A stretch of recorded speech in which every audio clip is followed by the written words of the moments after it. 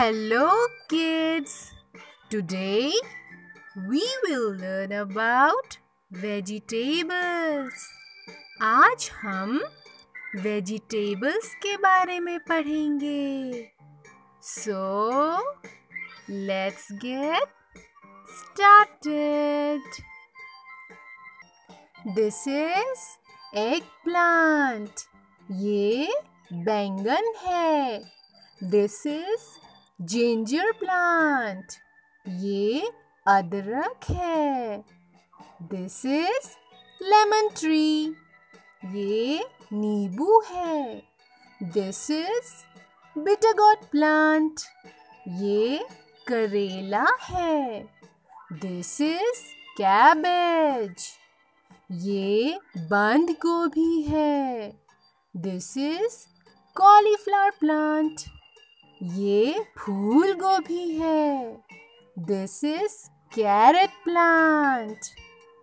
ये गाजर है. This is chili plant. ये मिर्च है. This is coriander plant. ये धनिया पत्ता है. This is garlic plant. ये लहसुन है. This is potato plant.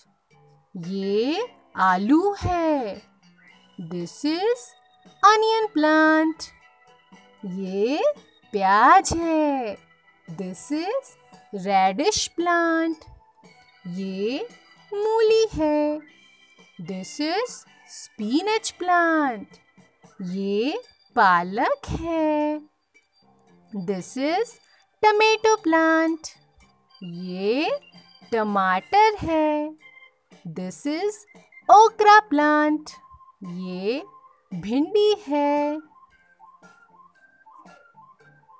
Thank you kids. See you next time. Bye bye.